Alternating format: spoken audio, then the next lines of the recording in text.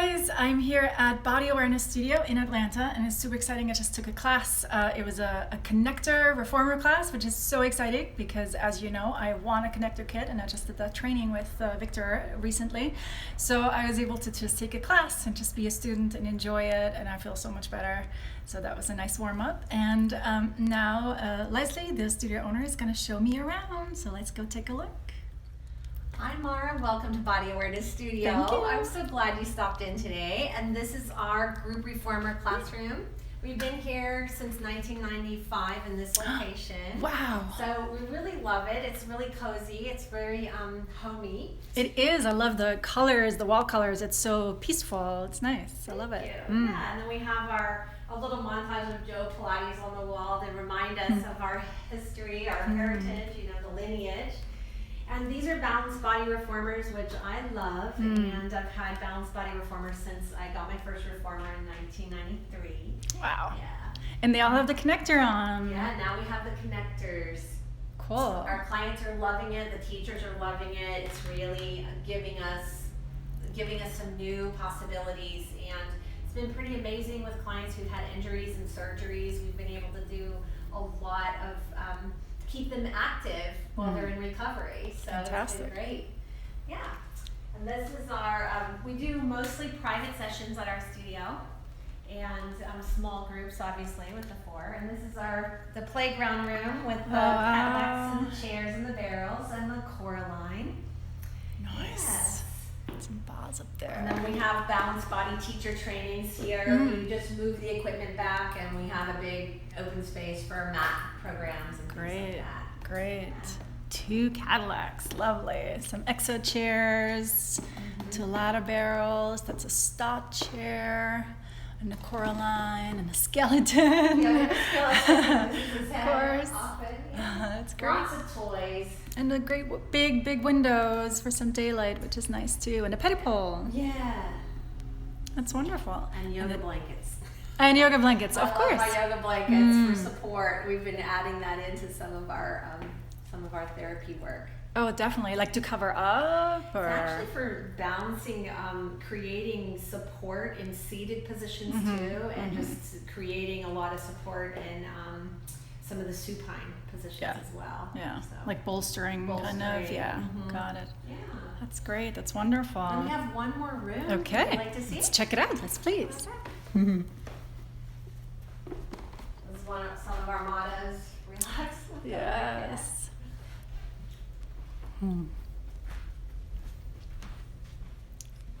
That's where you come in. Hallway, some water, and This is our treehouse room. Come on in. This room used to be our mat classroom, and then as Pilates evolved in Atlanta, a lot of people take mat at the gyms and the clubs, so we decided to make it be an equipment room. We added a gyro tower. That's awesome. And we have the Allegro 2s with the towers, which we love. So it's been wonderful to have the different kinds of reformers to suit different bodies, different choreography.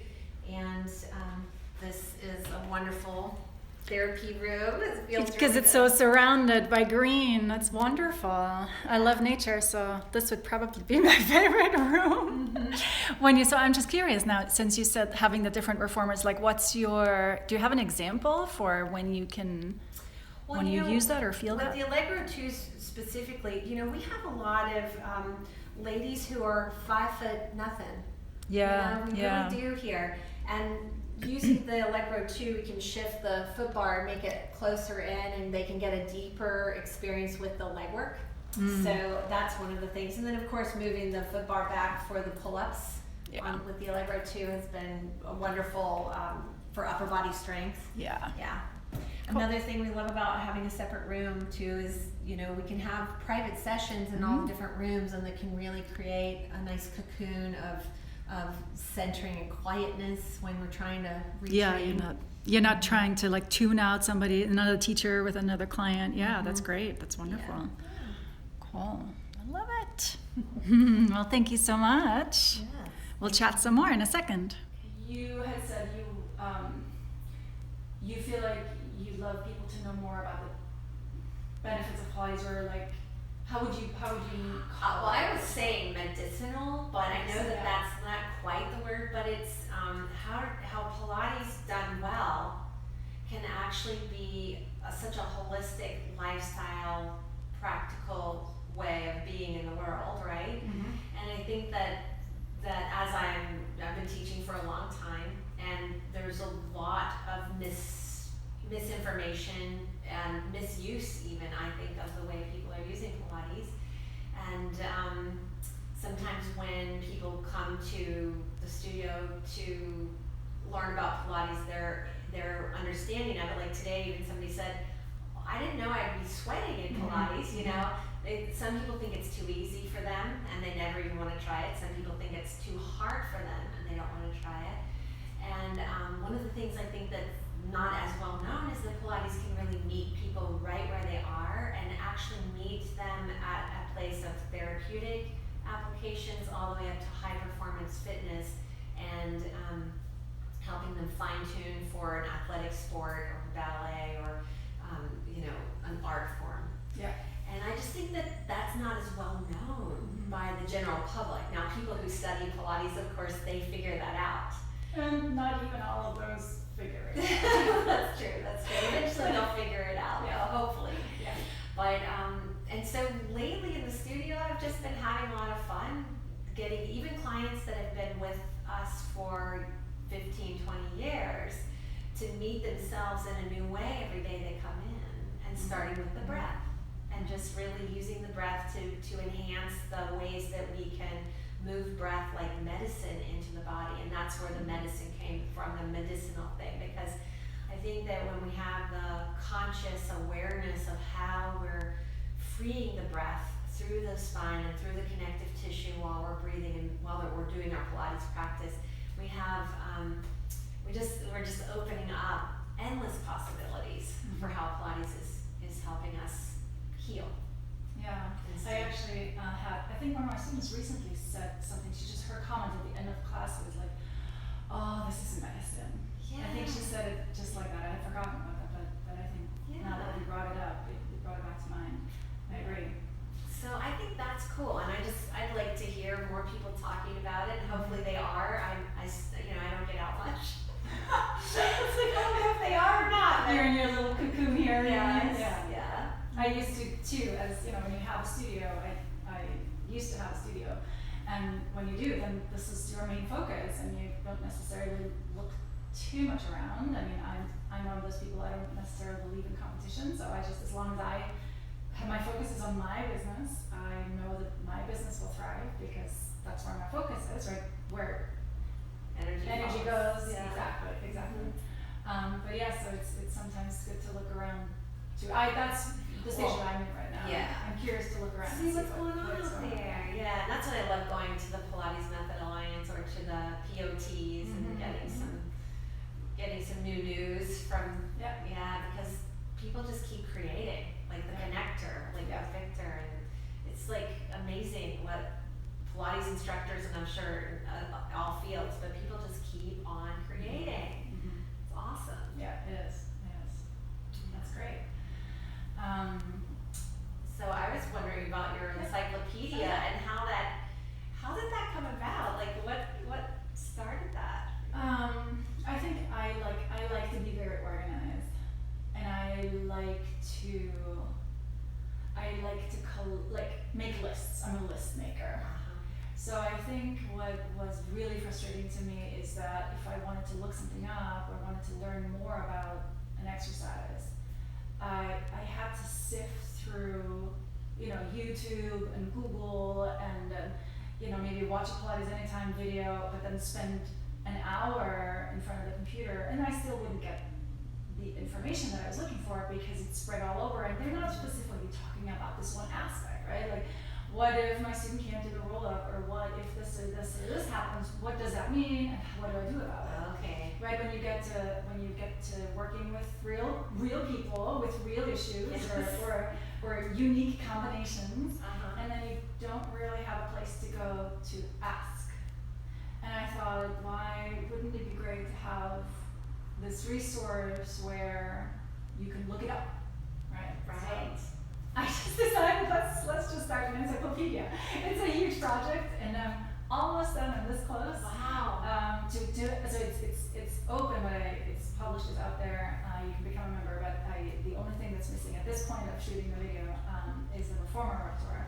So I have everything, all the other repertoire on there, and it's very detailed, and it takes a tremendous amount of time to film it, to write all of the posts about it. So it's like a teacher training manual, but dense with like a lot of information, and it's a conversation too. It's a two-way street too. So if you look at that post and you look at 4 lunges on the chair, and there's one aspect or one problem that you're having with your client and you don't know quite what to do about it, then you can post a comment, and then I can answer that. And so it's amazing. Yeah, Wonderful. So I hope that will be a great help to teachers, newer teachers, Yes. as well as hopefully also students. Like I'm one of those people who, which is something I want to ask you about regarding Open Studio, but I'm one of those teachers. I don't like to babysit my clients. I don't like to, right? Yeah. And I just heard, like I read conversations on Facebook about this all the time, where I want my students to own their own practice and to own their own body, to take ownership over their movements, because I'm not with them when they leave the studio, right? The other 23 hours of the day that they're not here, and it's much more over the course of the week if they're only here once or twice a week, right? That I can't help them, and they need to learn to help themselves. I'm so with you on that. Yeah. And I think, so I've decided to completely move my studio to an open studio concept, or I call it by design. Anywho, but I basically teach my students their program specifically that targets their needs, and then they learn it, and then they learn their springs, and they learn their setup, and really there to help them, but they have to own it. And it's made a tremendous difference. So I saw that on your price list. I saw that you offer a little bit of that. I'm so excited to hear that you're doing it and it's actually working. And then I started that about a year ago, and I have not had as much success of the clients owning it and embodying it. So I started it at the request of a client who was wanting to get ready for a wedding, for her daughter's wedding, and she wanted to be able to come in more. And I said, well, here's some ways we can make it happen. We can call it an open studio. You can come in, and she actually gave me some ideas, because I think she had gone to a physical therapist who had an open studio, a Pilates type thing, and I spoke to him, and I created a formula, like you said, like this is the way it could work. People could come more often. They don't pay as much, but we're only when there's a downtime in the studio, and there's a studio expert or someone, an instructor on staff, or an advanced teacher in training on staff, and that we have a list that we've gone over with them and showed them exactly what we feel is a good protocol for where they are. And I had like 2 people interested, but I just haven't been able to get them to be consistent and come in and really own it and do it. So it's exciting to me that you actually have had some success with that. Yeah, I decided to change my whole studio. So at my studio, There's no option. There's no other option. Okay. So I kind of sort of force people into it, which makes it easier, right? Because if they have a choice to do something else, they might choose the other thing.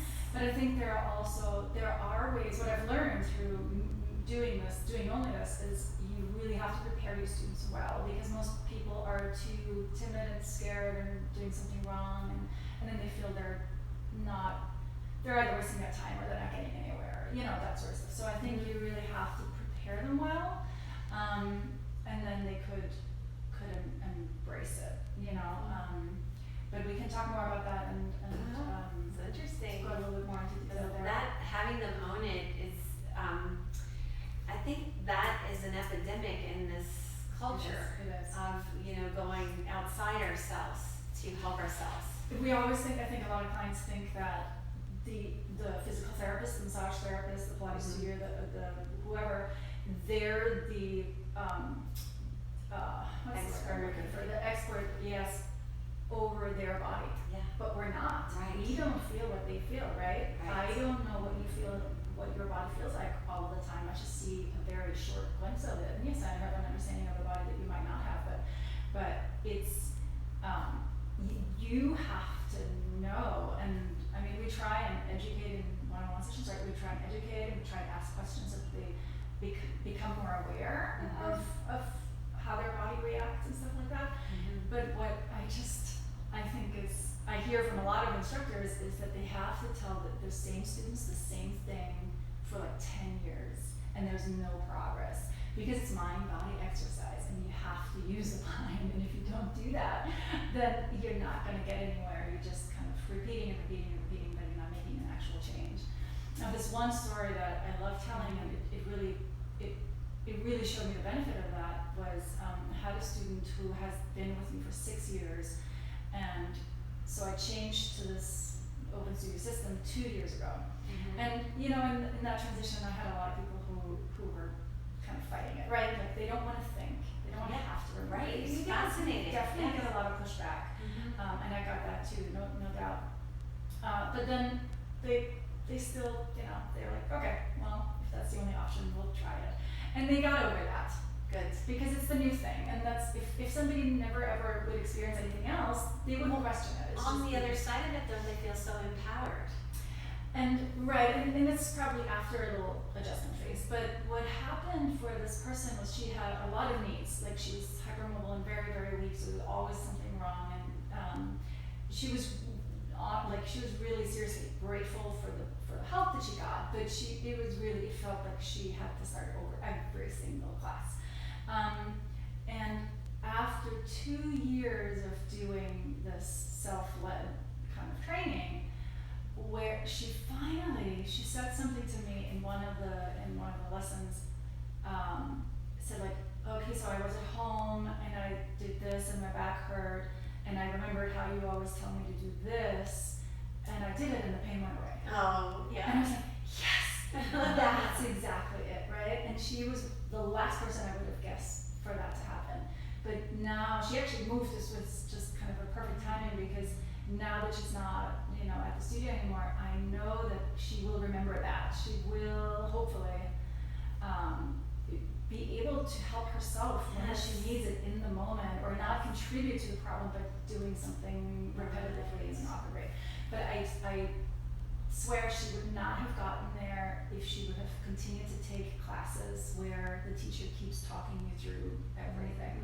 You step to the other side, you take responsibility for your own movement and for everything. And yes, it can be a little bit tricky at first, but I think it's so worth it. It's so worth it in terms of what you get out of it. Wonderful.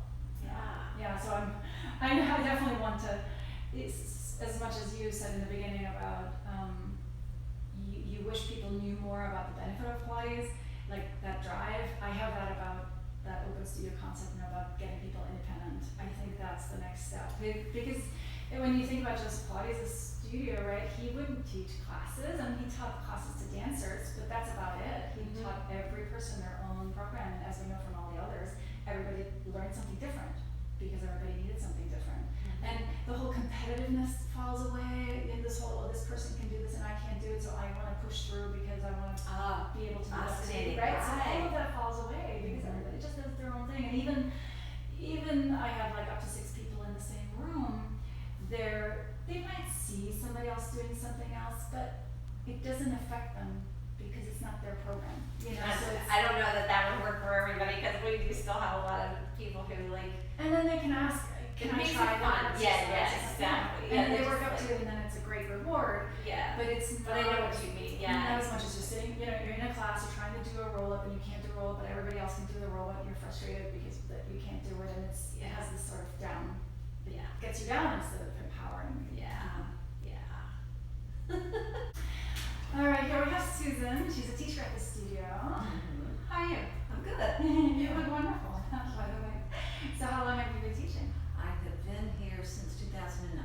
Nice. Wow, I 10 was years. teaching before that, doing a program called Sievers, which is a senior fitness program, and before that, teaching aerobics, Nice. teaching dance, and teaching creative dramatics. We're going back in time. Yeah, going back in time. So always working in a movement field. Nice. That's wonderful. Yeah. Wow. Life with movement. That's great.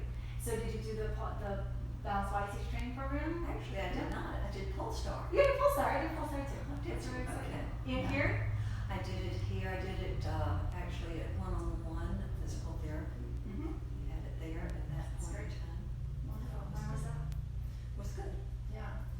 It was a lot of work, Yes, it is. a lot of papers to write, a lot of books to read. But It's then like at going least, back to school. yeah. But then at least you come away feeling like you actually know what you're doing, right? Yeah. It's worth the. Yeah, now I know.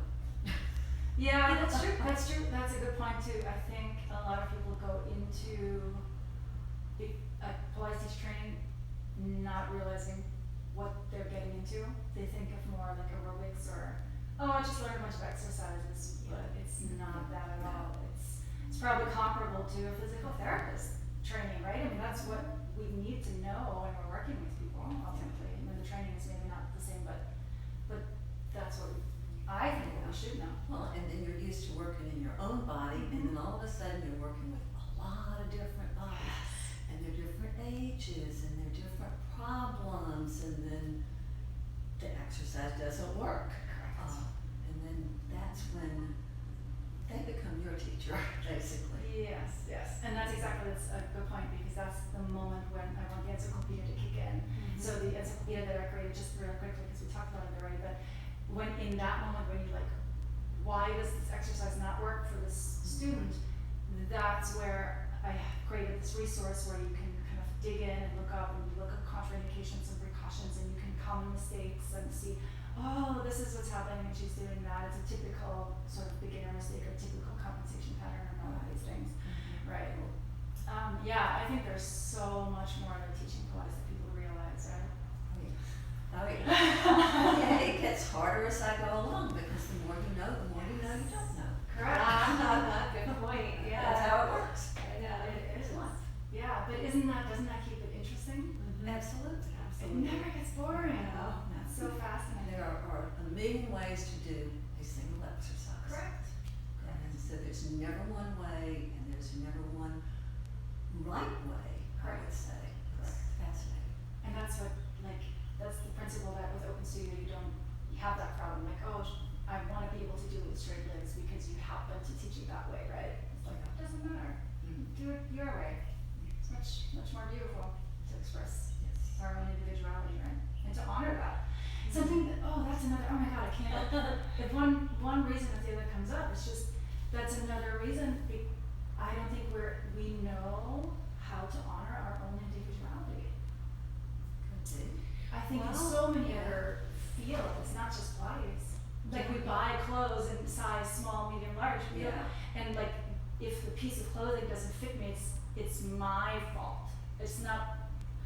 You know, like don't we often Oh, take that's like, so I look interesting. terrible in this or something, when it's like they just didn't cut it right for me. Right. It's their fault. That's right. Right? Of course it's Why their do we fault. honor that? Yes. Yes. I will always say So to it's- somebody, oh, let me give you the arm extender. Let me give Yeah, you the yeah, leg yeah, extender. yeah, You know, exactly. there's a way to make it work for your body because no, your arm isn't gonna reach that far, but we can fix that. And the machine happens to have these dimensions doesn't mean that it's made for you. It's Yeah. just, it has a standard thing. Yeah. We make it, we modify it so that it fits your body versus the other way around, right? Yeah, that's great. So how long have you, so how much are you teaching now? Let's see, I'm here 2 days a week and I teach Tuesdays and Thursdays, probably teach 4 to 5 hours each day. Nice. That's a good amount of time. And mostly privates. Yes, mostly privates. I have 2 group classes that I do. Great, that's a reformer. Reformer. Do you yes. only have reformer group classes? Yeah. Good. You could do like a circuit or something. Have you ever tried that? Yes, Sara does do a circuit training with her Yeah. advanced people, the ones, so she takes them in the treehouse room and she's got a really beautiful circuit. They do some advanced work and she uses weights and the reformer and the Cadillac and then the mat, so she has them all, moving around that circuit. Yeah, they can be fun too, especially for people who are a little advanced and they can break out. We only have 3. We have 3 chairs, so Yeah. we can go get on the chair and do the class. So. Right. Oh, right. We have Yeah, options. yeah, that's true. I like the circuit. Kind of works too if somebody like if I happen to not like I don't do well with chest lift. Like my thoracic flexion is not very good, so I like to skip all the hundreds and the stuff where I have to curl up, not because I don't want to, but because it kills my neck. So it's in a circuit class, or if you can just avoid the exercises that are just not helpful for you. And you can just choose to do something different, right? I kind of like that freedom. Mm-hmm. Or I just do it on the mat. You know, I do Yeah. it where I can do it instead of doing it Sure. in a place where it's harming me more than it's helping me. Right. Yeah, so great. Anything you want the world to know about Pilates? Pilates is for everybody. It is. It's for everybody and for every single body. Yes, right. Yeah, isn't that one of the, do you get a lot of people wondering if they can do it, or like doubting that they Oh, can do absolutely. it? Yeah. Actually, my husband is a case. Oh, okay. We have him coming to the Pilates studio now with Okay. someone else, not with me. Right. And he's, I don't know if I can do this. You have to go. So how long did it take him to make it? Well, he's been coming off and on. He's had some health issues, so. So but there's a need, maybe. there is a need, yeah, and Pilates can help him in this rehab phase that he's going through and into the post-rehab phase. Yeah, but a lot of people don't know that Pilates can do that, right? That's right. Yeah. I have no idea. Or they go into a group mat or group reformer class.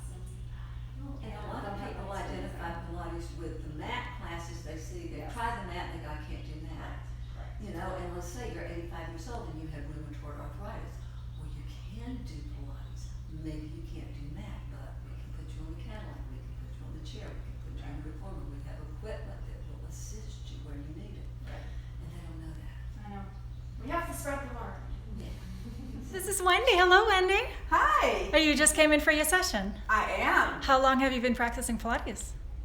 Well, consecutively last 5 years, but started in the late 90s with Wow. Leslie, but I was on and off That's nice. So you practice once a week? 4 times. 4 times a week. Good for you. And you love it, I assume. I love it. Has it done you good? Has helped? it helped you? Has it? Well, I'm 81, and all my teachers and friends think I'm in pretty good shape. Yes, you are. And I'm able to do things easily and effortlessly, and I attribute a lot of it to Pilates. Yes, I believe so. And my fabulous teachers. And Wendy does have osteoporosis, and her last bone scan was I don't remember exactly, but there was improvement. Let's put there it was that Excellent. way. improvement in Excellent. the bone density That's wonderful. because of the work that we're doing. Yeah, that's excellent. So good. Well, I'll just follow your practice a little bit. Go ahead. Okay, we're gonna go on the other Yep, one. I'll follow you guys. All right, come on, Wendy. All right. Today we're working with the active motion bar.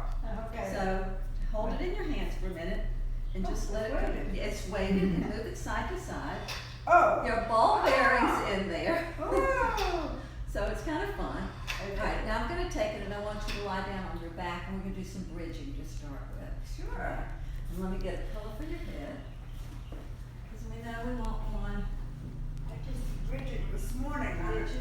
on Ozo. Scooch down. Scooch way, way down. That's it. All right. And come on down. And let's see how that does. We're going to place this on your hips Huh. and hold the bar. And let's try to get it so it's fairly equidistant. Now put your hands on it. Let me look. All right. Let's see if we've got it equal. Whoa. Wrap your hands around. Good. So you Oh, hold got it. this You're gonna one. hold it, and your hips are gonna stay nice and level and even, and your toes are lined up beautifully. You're gonna take a big breath to prepare, sniffing through the nose, and as you blow out, you're gonna pick the pelvis up into your bridge, and you're not gonna let those ball bearings shift side to side. Oh my God. Good. Then This is breathe through the exciting. top, and then let your bones drop one at a time onto the table. That's it. Down, down, down, down, and rest. Good. Let's do it again. We'll take one cushion away. I want to go a little bit lower. And let's try that again. Inhale through the nose, and blow through the lips to press up. God, standing evenly in both feet. Hips nice and level. And then roll it down.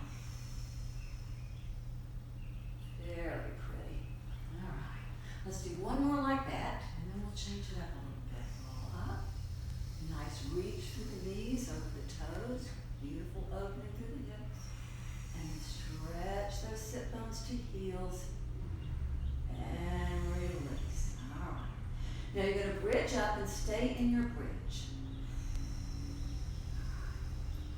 Dip your right sit bone down to the table, and yes, the ball bearings will move all the way down. Come on, lower the sit bone down, and then pick your hip up.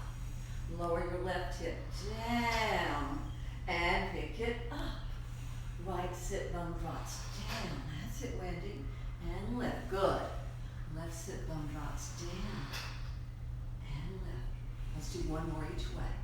Right sit bone down. Can you go a little bit lower? Yes. Left sit bone comes lower and lower and lower. It almost touches the table. And then roll all the way down and settle and rest. Good. Pick that bar up, right up towards the ceiling, stretching long. Beautiful space between the ear and the shoulders. And then reach the bar over your head. Move the out of the way, getting a nice stretch. And then bring the bar all the way down towards your legs. That's it. And let's just do that again. Nice, easy stretch. Reach over the head. Shoulder blade drops down on the back. Ribs drop down toward hips as we lengthen. Ooh, drop those ribs a little bit. Thank you. And then bring it back over the face. Okay. All right, this time you're not going to quite touch the table. So let's go again. Reaching back, back, back. And can the right arm move down a little bit lower? Longer arm, please. And it's too low. Bend the Right elbows. there. No, don't bend the elbows. Keep them straight. I just want to see something. Good. Hold it there. Drop your shoulder blades down in here. Ah, now that looks better. Pick them up. Up it goes, up it goes, up it goes, and all the way to the thighs. Let's do one more. Good. And think about that beautiful long swan-like neck as the bar comes overhead. So you're going to resist the urge to shrug the shoulders. You're going to resist the urge to flare the ribs. Drop it a little bit lower if you can, but keep that length in the body, keep the length in the arms. You get a little stretch here. Yes. Let's drop this one down a little bit lower. Yeah. And then pick it all the way up. Good, Wendy. And bring it down towards your hips. Excellent. You're going to bridge up. Once you're there, you're marching. Ready? One foot up. Leave the bar here. Uh-huh. And you're going to find that it takes a lot more work to stabilize the pelvis with this bar resting on the legs and without the hands helping you. But Wendy's a rock star, so she can do this. That's good.